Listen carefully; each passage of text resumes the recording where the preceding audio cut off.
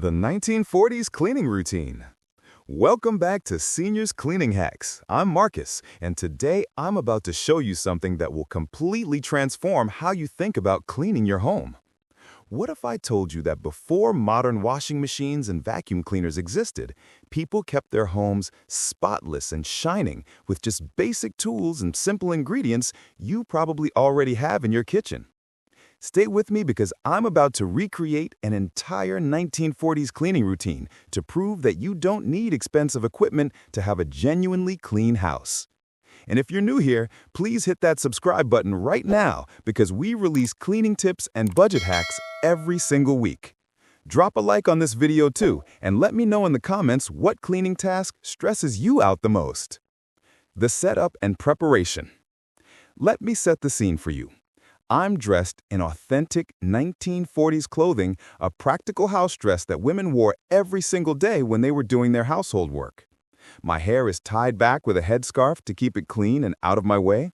This is exactly how women from the 1940s would have looked when they were tackling their daily cleaning responsibilities.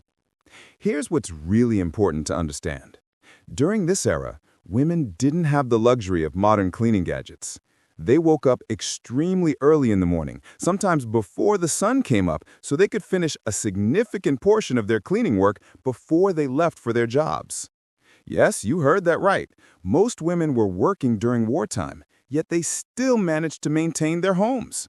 They typically spent about 30 minutes every single morning on household chores before they even walked out the door to start their day at work. I want to be completely honest with you from the start. I haven't done a major cleaning in my home for several days. I'm setting this challenge up properly so we can see just how effective these traditional 1940s methods really are. If you're watching and thinking this sounds impossible, trust me, by the end of this video, you're going to reconsider everything you thought you knew about cleaning. Habit number 1, make your bed and open every window. The morning routine always began with the same 2 tasks, and these were non-negotiable. First, women would make their beds perfectly, pulling sheets tight and arranging pillows neatly. Then, immediately after that, they would open every single window in the house. Even during winter months, even when it was freezing cold, they opened those windows wide. Why would they do this during winter? The reason was simple. They needed fresh air and natural light to come streaming into their homes. There were no electric lights running all day long like we have today. Natural light was essential, and the fresh air helped eliminate odors and moisture from the house. Opening windows was actually a health practice, not just a preference. You'll notice in my home right now that practically every window on the upper floor is open. Yes, it's a bit loud outside because you can hear the city sounds echoing in, but that's part of the authentic experience. This is what kitchens and living rooms actually sounded like in that era, the sounds of neighborhood life flowing in naturally. If you're enjoying this content so far, please do me a favor, smash that like button and share this video with someone in your life who needs to see that cleaning doesn't have to be complicated. Habit number 2, sweep the stairs thoroughly. After the windows were open and the beds were made, the next task was sweeping the stairs. This was absolutely crucial because stairs collected so much dust and debris. Look at what came up when I swept mine. The amount of dust and dirt was shocking. I do vacuum my home regularly, yet when I took a broom to these stairs, the pile of dust was enormous. Imagine what 1940s stairs looked like when they hadn't seen a vacuum cleaner in ages. Here's the thing about vacuum cleaners back then. They weren't standard equipment in most households. They were far too expensive for the average family. Electricity itself wasn't even available in every single home during this time period. Many people didn't have access to electric vacuum cleaners at all, which is why traditional sweeping with the broom was the primary method for cleaning floors and stairs. When I swept my stairs with an old-fashioned broom, I discovered so much embedded dust and pet hair that my regular vacuum had somehow missed. The broom bristles got into spaces that my vacuum simply couldn't reach. This was a real eye-opener. Sometimes the old methods catch things that modern equipment misses. Habit number 3. Polish your wooden surfaces with homemade mixture. Once the stairs were clean, the next weekly task was polishing wooden surfaces throughout the home. Now here's where it gets interesting. I discovered a genuine 1940s cleaning hack that used ingredients most people have sitting in their kitchen right now: malt vinegar and olive oil. I mixed together a small amount of vinegar and a small amount of olive oil, stirring it together to create a natural polish. According to historical accounts, this mixture was excellent for polishing brass items. For wood furniture and wooden banisters, people would use olive oil combined with beeswax, or if they didn't have beeswax, they'd use margarine mixed with beeswax. I didn't have beeswax available, so I used my homemade vinegar and oil mixture to test on everything. The results were genuinely impressive. I used this mixture on my wooden banister, and the difference was remarkable. The wood took on a beautiful shine and luster that wasn't there before. You could actually see the grain of the wood better, and it looked polished and cared for. The best part? I made this polish from basic pantry ingredients that cost almost nothing. I then moved this polish into my living room and applied it to my wooden dresser. After removing all the small decorative items, I polished every surface. Everything looked rejuvenated and shiny. This simple homemade mixture really does bring out the natural beauty in wood, even if the wood itself isn't expensive or high quality. I want to take a moment to thank everyone who's already subscribed to Seniors Cleaning Hacks. If you haven't subscribed yet, what are you waiting for? We're posting new videos every single week with practical cleaning solutions that work. Habit number 4. Clean out and sweep your fireplace. Following the polishing task, the next job was dealing with the fireplace. This was considered a standard daily chore during the 1940s. However, the fireplace cleaning process was more involved than simply sweeping out ashes. The key was to carefully separate the cinders from the actual ash. Why? Because cinders could be collected and reused for additional purposes, while the ash had its own valuable function. The ash could be collected and taken to allotments or gardens, where it served as natural fertilizer for growing vegetables and plants. Nothing was wasted during this era. Every single byproduct had a purpose. I carefully separated the cinders from the ash, making sure to be thorough. Then I collected the ash in a bucket and carried it out to my allotment to spread across the soil. It's actually quite a beautiful practice when you think about it. The ashes from your fireplace helping new plants and vegetables grow. It's a far cry from how we typically handle waste today. Habit number 5. Clean mirrors and glass with newspaper and vinegar. The next weekly task involved cleaning all the mirrors and glass surfaces in the home using newspaper and vinegar. I actually had personal experience with this method years ago. I worked at a fish and chip shop, and we used vinegar to clean all the windows and mirrors. It worked incredibly well, though I'll admit that after cleaning windows with vinegar, you end up smelling like vinegar for the rest of your shift. The reason this method worked so effectively was simple. Vinegar cuts through grease and grime better than many modern commercial cleaners. When you rub vinegar solution on the glass and then polish it with newspaper, you get streak-free, crystal-clear glass. The newspaper works similarly to paper towels, but it's absorbent and won't leave lint behind. This is a practical, budget-friendly solution that anyone can use right now. You don't need to purchase expensive glass cleaning products. Vinegar and newspaper are inexpensive and effective. Habit number 6. Beat your carpets for deep cleaning. Now we come to one of the most satisfying tasks in the entire 1940s cleaning routine: carpet beating. During wartime, families would take up their carpets to reduce the risk of firebombs spreading through the house if there was an air raid. Every so often, these carpets would be carried outside and beaten thoroughly to remove dust and debris. I purchased a vintage carpet beater specifically for this challenge, and I have to tell you, this task was far more enjoyable than I expected. It's oddly satisfying to watch the dust fly out of the carpet fibers with each solid hit. The amount of dust that came out was honestly shocking. Even though I clean my home regularly, when I beat those carpets with the vintage beater, the quantity of dust particles released was remarkable.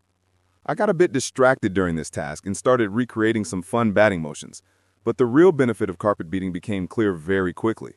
For people living in smaller homes with lots of corners and tight spaces where a vacuum cleaner is difficult to maneuver, carpet beating offers a genuine alternative. Instead of struggling to squeeze a vacuum into every nook and cranny, you can simply take your carpet outside and beat it clean. On a sunny day like the one I was working with, you can actually see the dust particles flying away from the carpet fibers. It's genuinely satisfying to watch. Plus, your carpets end up incredibly clean, and you had a good physical workout in the process. Habit number 7. Complete laundry the traditional way. I need to mention one important detail. Today happens to be Monday. In Britain and many other places during the 1940s, Monday was officially washing day. This wasn't optional, it was tradition, and this task alone could consume an entire day of work. For the purposes of this challenge, I'm assuming I have the day off from my job so I can dedicate myself to the laundry properly. Washing machines as we know them today didn't exist in the 1940s. They were considered luxury items that only the wealthiest families might own. Without washing machines, without washing liquid, and without soap powder, people had to get creative. I started by taking a bar of soap and grating it directly into a dolly tub, a large basin used specifically for washing clothes. The process required boiling a kettle many times to fill the tub with hot water. Think about that. Every bit of hot water had to be manually boiled on a stove. There was no instant hot water from a tap. For white clothes, white linens, and tablecloths, people would use something called dolly blue along with the soap. Dolly blue was a chemical compound that made white clothes appear whiter than white by casting a subtle blue tone across the fabric. This is similar to the optical brighteners used in modern washing powders today. After grating the soap into the water and adding some warm water to keep it from being too hot to handle, I dropped in my washing and began the agitation process using a dolly stick. Habit number 8, the Dolly Stick Challenge, 15 minutes of solid work. The dolly stick was a simple wooden tool with a handle on top and a flat or slightly rounded bottom. Women would place this stick into the tub of soapy water and use a pumping or twisting motion, almost like churning butter, to create agitation. This agitation served the purpose that a modern washing machine spin cycle serves today. It helped the soap lather up and loosen dirt from the fabric fibers. According to historical records, women would perform this churning motion for an average of 15 minutes. Just imagine, 15 minutes of continuous physical labor, standing over a tub of hot water, pumping and twisting to clean your family's clothes. I decided to complete this challenge properly. Setting a timer for 15 minutes, I began working the dolly stick in a steady churning motion. What I discovered was something entirely unexpected. The task was incredibly mindful and meditative. While I was focused on the repetitive motion, I became more aware of my surroundings. I noticed the beautiful sunshine, heard the neighborhood sounds clearly, and became present in the moment rather than thinking about my daily stress. The work was physical, very physical. Women burned an average of 300 to 400 calories per hour while doing their laundry. This wasn't just a household chore, it was a complete workout. My arms were working hard, my back was engaged, and my shoulders felt the strain. The 15 minutes passed more quickly than I anticipated. It was such a different experience from my typical sedentary day of sitting in front of screens. The repetitive, mindful nature of the work was actually quite refreshing. Habit number 9. Tackle stubborn stains with a washboard. For any clothes with particularly stubborn stains, if you still had energy remaining after the dolly stick work, you could use a washboard. This was a textured board with a ridged surface. You would take the wet, soapy piece of clothing and rub it vigorously up and down against the washboard. The rigid surface would help to break down and remove tough stains that wouldn't come out through regular agitation. I tested this method on a towel stain. The stain was quite dark and visible. As I rubbed the fabric up and down against the washboard's textured surface, the stain began to lighten. The rigid surface was actually helping to remove the dirt and discoloration. Through persistent rubbing, I managed to significantly lighten the stain, and with more effort, I was able to remove it almost entirely. The washboard method genuinely works. It's not fast, and it requires physical effort, but it's effective for problem stains that resist normal washing. Habit number 10. Wring out clothes and hang them to dry. Traditionally, once the washing was clean, families would use a mangle to wring out the water. A mangle was essentially two heavy rollers that you fed the wet fabric through, and it would squeeze out most of the water. Since I didn't have a mangle available, I did what women would do if they didn't have access to one. I wrung out each piece of clothing manually, using all my strength to squeeze out as much water as possible. After wringing, I hung the clothes on a washing line to dry completely. In the 1940s, this was the standard drying method. Clothes would hang outside in the fresh air and sunshine, gradually drying throughout the day. This had the added benefit of the sun's natural bleaching properties helping to keep whites bright. Habit number 11. Scrub your front step with pride. One other weekly task that was considered essential was scrubbing the front step. This might seem like a small detail, but it was actually quite significant. The front step was the first thing visitors saw when they approached your home. Keeping it spotlessly clean was a display of personal pride and respect for your home. Even during a war-torn era when resources were scarce and life was difficult, the appearance of your home and yourself still mattered tremendously. People took pride in their front steps, and these would be scrubbed regularly to keep them looking bright and welcoming. The bigger picture: daily versus weekly tasks. Let me organize everything we've covered into a clear structure so you understand the routine. Daily morning tasks, completed before leaving for work. Making your bed neatly. Opening all available windows. Basic sweeping and tidying. Cleaning out and sweeping the fireplace. General dusting throughout the home. Weekly rotating tasks, typically done on different days. Polishing brass and wooden surfaces. Cleaning all mirrors and glass with vinegar and newspaper. Beating carpets outside. Doing laundry, usually Monday. Scrubbing the front step.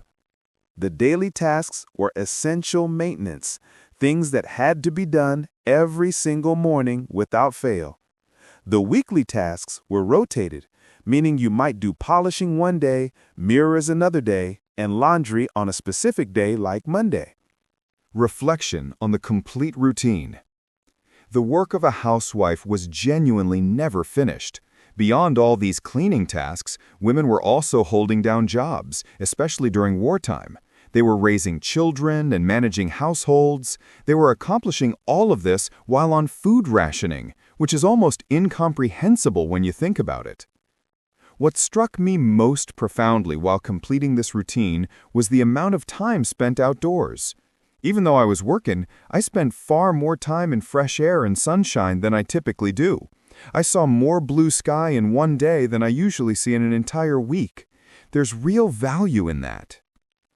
I also realized something important. Yes, this routine is physically demanding. Yes, it takes time and effort. But there's something mentally and emotionally refreshing about working with your hands, moving your body, and completing tangible tasks that show immediate results. You can see the shine on your furniture. You can feel the cleanliness in your home. You can see the dust leaving your carpets. Another consideration is the environmental impact. These methods produce no waste that harms the environment. You're using basic ingredients that are biodegradable. You're not consuming electricity constantly. The practices are sustainable in a way that modern cleaning methods often aren't. Why this matters today. Even though I've completed quite an extreme cleaning routine today by condensing every single task into one day, the individual practices themselves are sound. Even just doing one of these routines, perhaps committing to carpet beating once a week or making your own polish from olive oil and vinegar, would make a noticeable difference in how clean and fresh your home feels. The principles behind 1940s cleaning are still valid.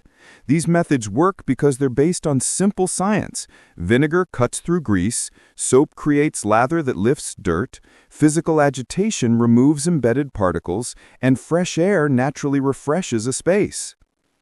Before you go, I want to ask you personally, which of these cleaning methods are you most interested in trying? Drop your answer in the comments section below. Subscribe to Seniors Cleaning Hacks if you haven't already, because we're constantly sharing practical tips and budget-friendly solutions for keeping your home clean without spending a fortune on modern cleaning products. Share this video with your friends and family. I guarantee they'll find it interesting and helpful. Final thoughts.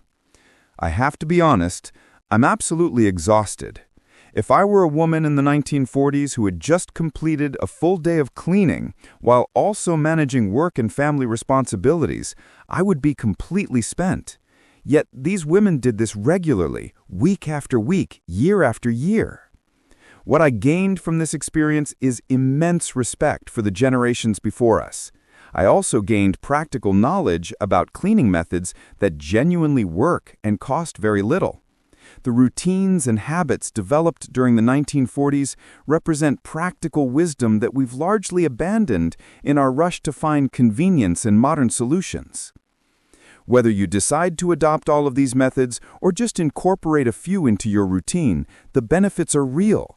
Your home will be cleaner, you'll spend more time in fresh air and sunshine, you'll save money on cleaning products, and you might just discover that simple, hands-on work is actually quite satisfying.